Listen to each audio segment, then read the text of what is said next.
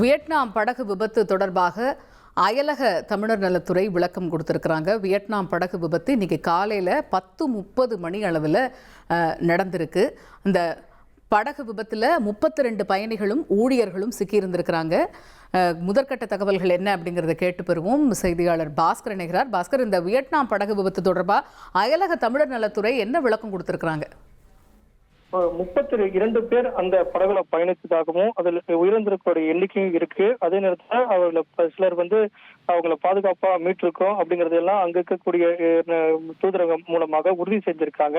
பாதிக்கப்பட்டவருடைய குடும்பத்தினருக்கும் தகவல் மற்றும் தேவையான உதவிகளை வழங்குவதற்கு வியட்நாமுடைய அந்த நகரில் இருக்கக்கூடிய இந்திய துணை தூதரகத்துடைய கட்டுப்பாட்டு அறைக்கு தொடர்பு கொள்வதற்கு உண்டான அந்த கண்ட்ரோல் ரூமுக்கான தொடர்பு எண்ணும் அறிவிக்கப்பட்டிருக்கிறது அப்படிங்கிறத அயலக தமிழர் நலத்துறை என்பது தெரிவித்திருக்கிறது. 8432817930 என்ற எண் தொடர்பு எண்ணாக கொடுக்கப்பட்டிருக்கிறது. அதே நேரத்தில் கட்டுப்பாட்டு அறை அமைக்கப்பட்டிருக்கக்கூடிய அதுல தொடர்பு கொண்டு தேவையான உதவிகளை கேட்டு பெறக்கூடிய நடவடிக்கைகளும் மேற்கொள்ளப்பட்டிருக்கிறதாகவும், அதே நேரத்தில் தமிழக அரசுடைய அயலக தமிழர் நலத்துறையினுடைய 24 மணி நேரம் இயங்கக்கூடிய உதவி எண்களும் கொடுக்கப்பட்டிருக்கிறது. 18300309 போன்ற எண்களும் கொடுக்கப்பட்டிருக்கிறது. இந்த வியட்நாம்ல ஏற்பட்ட படகு விபத்து தொடர்பாக தேவைப்படக்கூடிய அனைத்து உதவிகளையும் செய்ய தமிழக அரசு தயார் நிலையில் இருப்பதாகவும், இது தொடர்ந்து கண்காணிப்பு என்பது மேற்கொள்ளப்பட்டு வருகிறது. தேவையான உதவிகளுக்காக தமிழக அரசு உடனடியாக மேற்கொள்வதற்கான நடவடிக்கையில இறங்கியிருக்கிறோம். மீட்பு பணிகளும் ஒரு புறம் நடைபெற்று வருகிறது. இதுல 18 சுற்றுலா பயணிகளும் அதுல ஆபத்தான நிலையிலிருந்து மீட்கப்பட்டு மருத்துவமனையில அவசர சிகிச்சை பிரிவுல சேர்க்கப்பட்டிருக்காங்க. இதுல சிலர் உயிரிழந்திருக்காங்க என்ற தகவலும் கிடைக்கப்பட்டிருக்கிறது. தொடர்ந்து தமிழக முதலமைச்சருடைய உத்தரவின் பேர்ல அயலக தமிழர் நலத்துறை என்பது தொடர்ந்து தொடர்புல இருக்காங்க. வியட்நாமில் இருக்கக்கூடிய தூதரகத்தின் மூலமாக தொடர்ந்து அங்க இருக்கக்கூடிய நிலைமை கேட்டு இருக்கும். குடும்பத்தினருக்கு தேவையான அனைத்து உதவிகளும் செய்வதற்கு உண்டான நடவடிக்கைகளை அயலக தமிழர் நலத்துறை என்பது இறங்கி இருக்கிறது அப்படிங்கிறத அயலக தமிழர் நலத்துறையுடைய விளக்கமாக உள்ளது. தகவல்களுக்கு நன்றி பாஸ்கர். வியட்நாம் படகு விபத்து இன்று காலை 10:30 மணி அளவில் நடந்திருக்குது. இந்த படகு விபத்தில் 32 பயணிகள் இருந்திருக்கிறாங்க. அதை தவிர ஊழியர்கள் இருந்திருக்கிறாங்க. விபத்து நடந்ததுமே அருகில் இருந்த சுற்றுலா படகுகள் மூலமாக அங்கே உடனடியாக அந்த மீட்பு பணி அப்படிங்கிறது துரிதப்படுத்தப்பட்டிருக்கு அப்படிங்கிறத பார்க்குறோம். இந்த விபத்தில் 15 பேர் இந்தியர்கள் அப்படிங்கிற ஒரு அதிர்ச்சி தகவல் இருக்குது. 30க்கும் மேற்பட்ட இந்திய சுற்றுலா பயணிகள் சென்ற படகு கவிழ்ந்த நிலையில் இந்த மீட்பு பணிகள் தீவிரம். 2 படகுகளில் போயிருக்கிறாங்க அப்படிங்கிறதையும் நம்ம பார்க்குறோம். இதில் 15 பேர் இந்தியர்கள் உயிரிழந்திருக்கிறாங்க அப்படிங்கிற செய்தி கூடுதல் அதிர்ச்சியை ஏற்படுத்துது. அருகில் இருந்த சுற்றுலா படகுகள் மூலமாக தான் இந்த விபத்து நடந்ததுமே இந்த மீட்பு பணிகள் அப்படிங்கிறது தான் நடந்திருக்கு. உடனடி மீட்பு பணிகள் அப்படிங்கிறது முன்னெடுக்கப்பட்டாலுமே 15 இந்தியர்கள் இந்த சம்பவத்தில் உயிரிழந்திருக்கிறாங்க அப்படிங்கிறத பார்க்குறோம். இப்போ மீட்கப்பட்டவர்கள் தீவிர சிகிச்சை பிரிவில் அனுமதிக்கப்பட்டு அவர்களுக்கான சிகிச்சை ஒரு பக்கம் நடந்துட்டு இருக்குங்கிறதையும் பார்க்குறோம். இந்த நிலையில தான் அயலக தமிழர் நலத்துறை விளக்கம் கொடுத்திருக்கிறாங்க. உதவி எண்களுமே அறிவிச்சிருக்கிறாங்க. அந்த உதவி எண்களை தொடர்பு கொண்டு என்ன உதவி வேணுமோ அதை கோரலாம் அப்படிங்கிறதும் ஒரு 3 எண்கள் அயலக தமிழர் நலத்துறை தரப்பில் கொடுக்கப்பட்டிருக்குது. இந்த எண்களை தொடர்பு கொள்ளலாம் அப்படிங்கிறதும் சொல்லப்பட்டிருக்குது. அதே போல் ஹனோய் அப்படிங்கிற நகரத்தில் இருக்கக்கூடிய கட்டுப்பாட்டு அறை எண்ணுமே கொடுக்கப்பட்டிருக்கு. உயிரிழந்தவர்களில் பெரும்பாலானவர்கள் தென்னிந்தியர்கள் அப்படிங்கிற ஒரு இதுவும் இருக்குது. இப்போ திரையில் பார்த்துட்டு இருக்கிறீங்க. 180003093793. அதே போல் இன்னொரு எண்ணும் கொடுக்கப்பட்டிருக்கு. மொத்தம் 3 எண்கள் கொடுக்கப்பட்டிருக்கு. அதே போல் ஹனோய் நகரில் கட்டுப்பாட்டு அறை எண்ணும் கொடுக்கப்பட்டிருக்கு அப்படிங்கிறத பார்க்குறோம். தமிழக அரசு சார்பில் கட்டணமில்லா உதவி எண்கள் அறிவிக்கப்பட்டிருக்கு. இது நிச்சயமாக நிறைய பேருக்கு உபயோகமாக இருக்கும். இந்த எண்களை தொடர்பு கொண்டு உங்களுக்கு என்ன தகவல்கள், உங்களுடைய குடும்பத்தார் பற்றின தகவல்களோ எதுவாக இருந்தாலும் நீங்கள் கேட்டு தெரிந்து கொள்ள முடியும். அயலக தமிழர் நலத்துறை இந்த விபத்து தொடர்பாகவும் எடுக்கப்பட்டிருக்கக்கூடிய நடவடிக்கைகள் தொடர்பாகவும் விளக்கம் கொடுத்திருக்கிறாங்க. தொடர்ந்து எமது செய்தியாளர் ரமேஷ் இணைகிறார். ரமேஷ், இப்போ தமிழக அயலக தமிழர் நலத்துறை விளக்கம் கொடுத்துருக்குறாங்க. சில உதவி எண்களும் அறிவிச்சிருக்கிறாங்க பாதிக்கப்பட்டோர் தொடர்பு கொள்வதற்காகங்கிறத பார்க்குறோம். அங்கே ஒரு பக்கம் 15 இந்தியர்கள் மரணித்திருக்கிறார்கள். இன்னும் நிறைய பேர் தீவிர சிகிச்சை பிரிவில் அனுமதிக்கப்பட்டு சிகிச்சை போய்கிட்டு இருக்குங்கிறதையும் பார்க்குறோம். இப்போ கரண்ட்டாக இருக்கக்கூடிய ஒரு நிலைமை என்ன அப்டேட்ஸ் வருது அங்கேருந்து? அதாவது வியட்நாம்ல ஹோபோக் என்கிற ஒரு தீவு இருக்கிறது. அந்த தீவுக்கு தான் சில சுற்றுலா பயணிகள் அதிவேக படகுல போயிருக்காங்க. அப்போது காற்றுல மோசமான வானிலை மற்றும் கடல் சீற்றம் காரணமா அந்த படகு கவிழ்ந்து விபத்துக்குள்ளாயிருக்கு. இந்த படகுல மொத்தம் கிட்டத்தட்ட ஒரு 104, 106 பேர் ஒட்டுமொத்தமா சுற்றுலா சென்றதாக கூறப்படுகிறது. இவங்க எல்லாமே இந்த லாவா மொபைல்ஸ் அப்படின்னு சொல்லப்படுகின்ற அந்த செல்போன் நிறுவனத்தின் சார்பில் அழைத்து செல்லப்பட்ட டெலிவரி பார்ட்னர்ஸ், ஊழியர்கள், டீம் மெம்பர்ஸ் என்று அந்த நிறுவனம் லாவா மொபைல்ஸ் நிறுவனம் தெரிவித்திருக்கிறது. இவர்கள் ஒரு தீவுல இருந்து இன்னொரு தீவுக்கு போயிட்டு இருக்கும் போது அந்த விபத்து ஏற்பட்டிருக்கு. அதுல ஒரு படகுல 36 பேர் பயணம் செய்ததாக கூறப்படுகிறது. அந்த படகு தான் கவிழ்ந்து விபத்துக்குள்ளாகி இருக்கு. அந்த 36 பேர்ல 32 பேர் இந்தியர்கள், எஞ்சியுள்ள 4 பேர் வியட்நாம் நாட்டை சேர்ந்தவர்கள். தற்போது வரை இந்த படகு கவிழ்ந்து விபத்துக்குள்ளானதுல மொத்தம் 21 பேர் பத்திரமாக மீட்கப்பட்டிருப்பதாக ஒரு தகவல், 15 பேர் உயிரிழந்திருப்பதாக அங்கிருந்து வரக்கூடிய தகவல் தெரிவிக்கிறது. மேலும் 3 பேருடைய நிலைமை கவலைக்கிடமாக இருக்கிறது என்று தெரிவிக்கப்பட்டிருக்கிறது.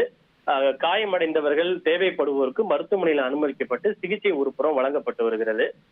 இந்த உயிரிழந்த 15 பேர்ல பெரும்பாலானவர்கள் இந்தியர்கள் என்கிற ஒரு தகவல், மன்னிக்கும், இந்தியர்கள்ல பெரும்பாலானவர்கள் தமிழர்கள் மற்றும் ஆந்திர மாநிலத்தை சார்ந்தவர்கள் என்ற ஒரு தகவலும் வெளியாகி இருக்கிறது.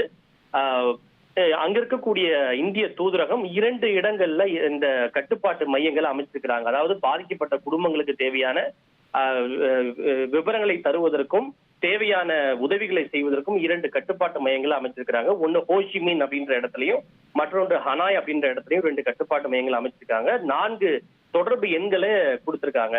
இது ஒரு புறம் இருக்க. இதுல உயிரிழந்தவர்கள் தமிழ்நாடு, ஆந்திரா மற்றும் தெலங்கானா மற்றும் கேரளா ஆகிய மாநிலங்களை சார்ந்தவர்கள் அப்படின்னு தெரிய வந்திருக்கு. ஆந்திர அமைச்சர் லாரா லோகேஷ் அவர்களும் இந்த பாதிக்கப்பட்ட ஆந்திர மாநிலத்தை சார்ந்தவர்கள் குறித்த விவரங்களை திரட்டவும் பாதிக்கப்பட்ட குடும்பங்களுக்கு தேவையான உதவிகளை உடனடியாக வழங்குவதற்கு அவர் ஒரு புறம் உத்தரவிட்டிருக்கிறார். நம்ம தமிழக அரசும் அயலக நலத்துறை மூலமாக அந்த நடவடிக்கையை முடுக்கி விட்டிருக்கிறது. இன்னும் சிறிது நேரத்துல உயிரிழந்தவர்கள் யார், அவர்கள் எந்த மாநிலத்தை சார்ந்தவர்கள், அவருடைய பெயர்கள் என்ன, அவருடைய முகவரி என்ன என்பது தொடர்பான விவரங்களை இந்திய தூதரகம் அதிகாரப்பூர்வமாக வெளியிடும் என்று தெரிவிக்கப்பட்டிருக்கிறது. இது ஒரு புறம் இருக்க, இந்த விபத்துக்கான காரணம் குறித்து பல கேள்விகள் எழுகிறது. குறிப்பா இந்த இவ்வளவு பேர் பயணம் செய்யும் போது அந்த போட் சைஸ் மிக குறைவாக இருக்கிறது. மிகப்பெரிய அளவு இல்லாம மிக சிறிய அளவுல அந்த போட்டினுடைய அளவு இருக்கிறது. அதுல பயணம் செய்த யாரும் சேஃப்டி ஜாக்கெட் அணியல. அவங்களுக்கு கொடுக்கப்படவில்லையா அல்லது கொடுத்தும் அவர்கள் அணியவில்லையா என்பது தெரியவில்லை. ஆனா சுற்றுலா பயணிகள் பெரும்பாலானவர்கள் சேஃப்டி ஜாக்கெட்டை அணியவில்லை. அப்படி அணிந்திருந்தால் இத்தனை பேர் உயிரிழந்திருக்கக்கூடிய அவசியம் ஏற்பட்டிருக்காது அப்படின்ற ஒரு விஷயம் இருக்கு. அது மட்டும் இல்லாம க்ரூ மெம்பர்ஸ், இவங்க கூட போன க்ரூ மெம்பர்ஸ் வெறும் 3 பேர் மட்டும்தான் க்ரூ மெம்பர்ஸ் போனதாக சொல்லப்படுகிறது. அதுவும் மிக குறைந்த எண்ணிக்கையில இருக்கு. இத்தனை பேர் பயணம் செய்யும்போது வெறும் 3 பேர் மட்டுமே எப்படி போதுமானதாக இருக்கும் அப்படின்ற ஒரு கேள்வி முன்வைக்கப்படுகிறது.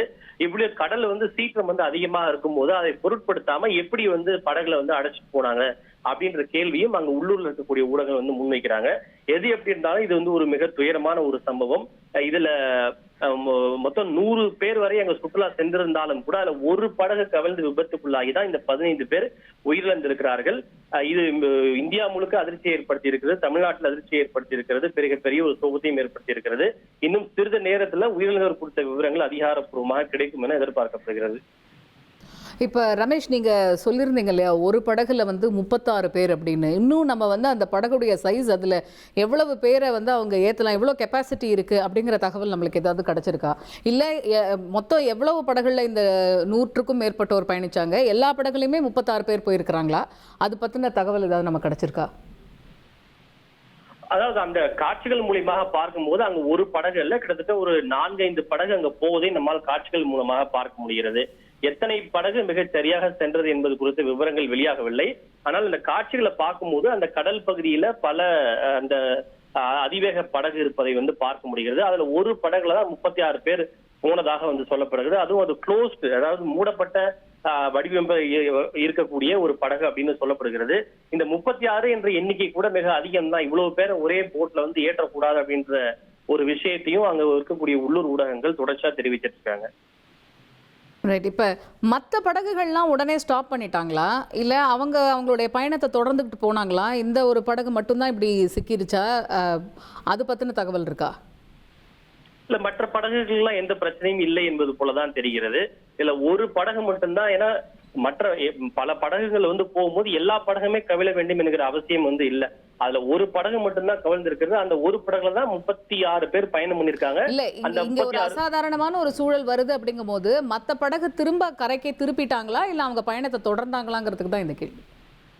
இல்ல சில படகுகள் தொடர்ந்து இருக்குன்னா, சில படகுகள் முன்னெச்சரிக்கை நடவடிக்கையாக மீண்டும் கரைக்கே வந்து விட்டதாக தான் அங்கிருந்து வரக்கூடிய தகவல் தெரிவிக்கிறது. Right, thank you Ramesh. விரிவான விவரங்களுக்கு நன்றி. வியட்நாம் படகு விபத்து அப்படிங்கிறது அதிர்ச்சி மேல் அதிர்ச்சி தரக்கூடிய செய்திகள் எல்லாமே வந்துகிட்டு இருக்கு. அதில் இப்போ வரைக்கும் நம்ம பார்க்குறோம் 15 இந்தியர்கள் பலியாகி இருக்கிறாங்க. மொத்தம் 100க்கும் மேற்பட்டோர் இந்த படகுல பயணிச்சிருக்கிறாங்க. ஒரு 4-5 படகுகளில் இவங்க எல்லாருமே பயணிச்சிருக்கிறாங்க. அந்த படகுடைய கெப்பாசிட்டி என்ன, இப்போ இது போன்ற நிறைய தகவல்கள் இன்னும் கேள்விகளாகத்தான் இருக்குது. அதில் ஒரு படகுல 36 பேர் பயணிச்சிருக்கிறாங்க போது 36 பேரை வந்து ஹோல்ட் பண்ணக்கூடிய கெப்பாசிட்டி இந்த படகுக்கு இருக்கா அப்படிங்கிறது இப்போ எழக்கூடிய பிரதான கேள்வி. அவங்க யாருமே அந்த அந்த லைஃப் ஜாக்கெட்ஸ் போடலை அப்படிங்கிறதும் இங்கே சொல்லப்படக்கூடிய ஒரு தகவலாக இருக்குது.